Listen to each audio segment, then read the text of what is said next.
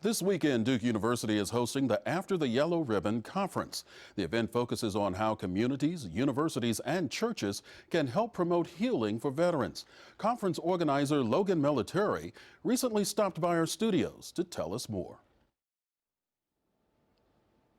Logan M, welcome to North Carolina Now. Thanks for having me. Now, Logan, you're a student veteran attending Duke Divinity School, and you served in Iraq. What do you see as some of the challenges that are facing student veterans? Well, there's really there's a number of different challenges. On the one hand, there's the administrative challenge and dealing with a VA, making sure that you have tuition that's promised to you, and navigating that maze. But there's also the personal challenge of particularly students with combat experience, but not just combat experience. I think service members in general, as they leave the military service, have a particular perspective that is unique, but that also can be difficult to share at times. And so I think there's different angles at which student veterans are challenged. So it depends on what it is that we're talking about that would matter most. Now, talking about the personal experiences, you encountered a personal experience as you were getting ready for school. Tell us about that experience. Sure. Well, I got out of the military in 2006 after I'd spent over 6 years in an artillery unit that spent most of their time with infantry, and so I deployed in 2004 to Iraq, came home, I was discharged and was looking forward to school. I got through my BA and I came out to the Div School to study theology, and getting ready at orientation, the campus psychiatric program that Duke offers had a representative that came to orientation, and he was sharing about doctor-patient confidentiality. And I think he was trying to lighten the crowd. He said about doctor-patient confidentiality, he said, you can tell us anything. You can tell us that you kick your dog, you're cheating on your test, you're cheating on your spouse. And he went on, and he left the crowd with, you can even tell us you've killed someone. At which point, the entering class in the lecture hall burst out laughing. And for someone who had a combat experience in Iraq, where that was something that I would need to seek a counselor for, and I have seen counselors for, it immediately set me apart from the rest of the class and created an estrangement that was very difficult to overcome. It took me several weeks. But then even as I did, and I was able to see that what occurred didn't occur out of malice, it was really just a lack of understanding where I was coming from as a unique student in this community. And then as I continued, there were some things said that because of my experience, I just had a heightened sensitivity to. There's a number of people who identify as pacifists at the school. I myself identify as a pacifist. I was discharged after seeking status as a conscientious objector, as a non-combatant to return to Iraq without a weapon.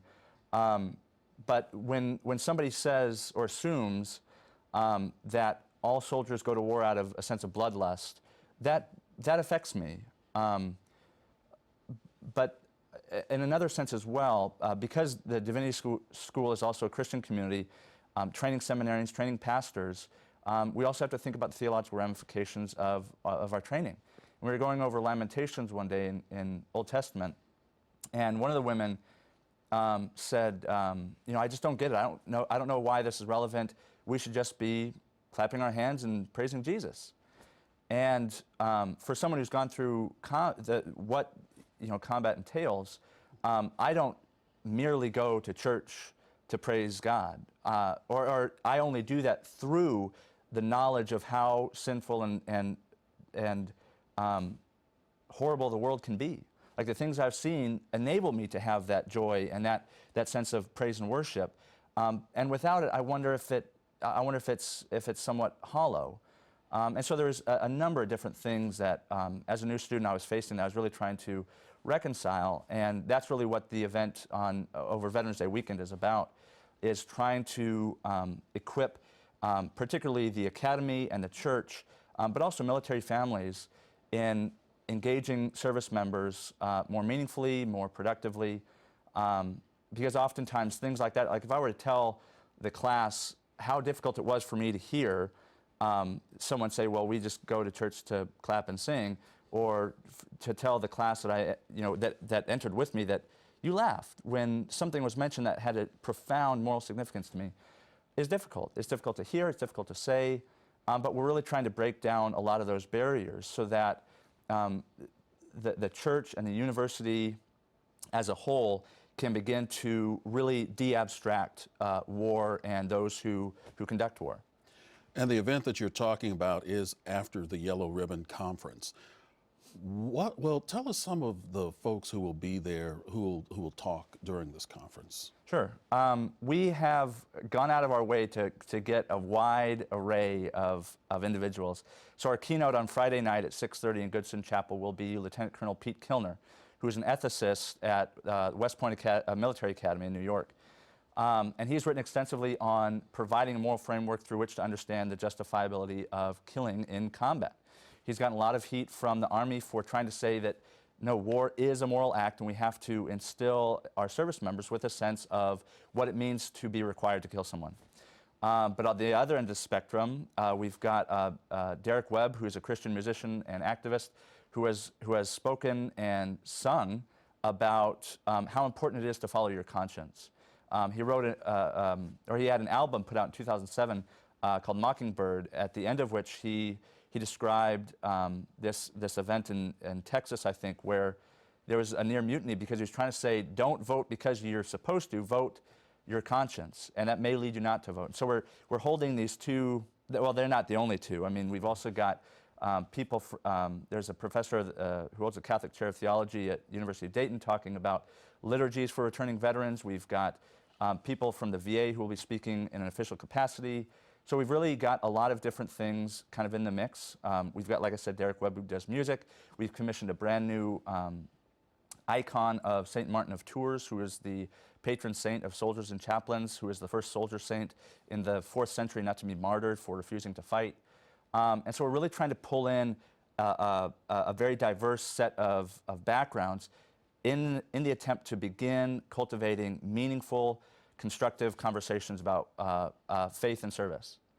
And if folks want to find out more about After the Yellow Ribbon Conference, where can they go? The best place to go would be sites.duke.edu/aftertheyellowribbon.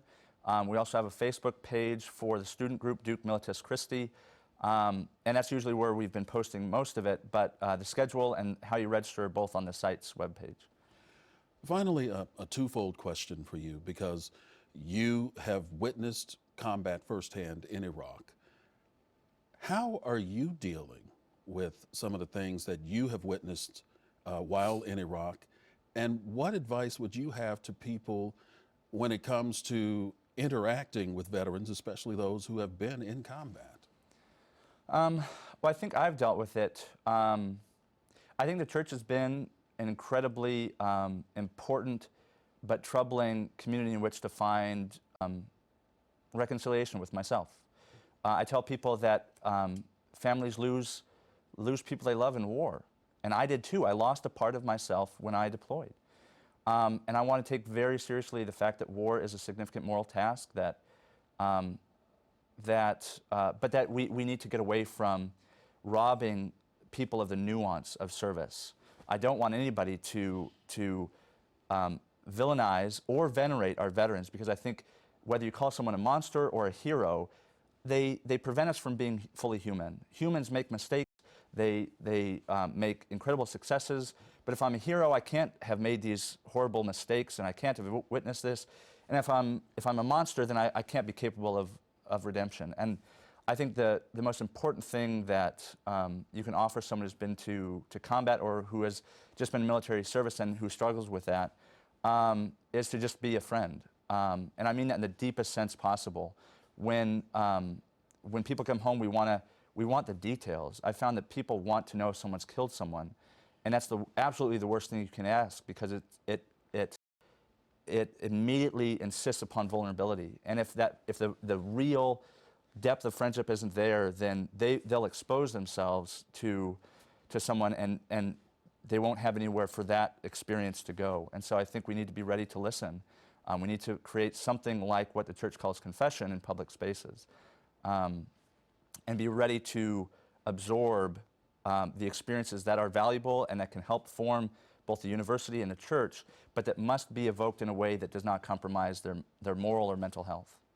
Logan M, co-organizer of After the Yellow Ribbon Conference, Thank you so very much for your service to your country, and continued success to you, sir. Thanks a lot. I appreciate it.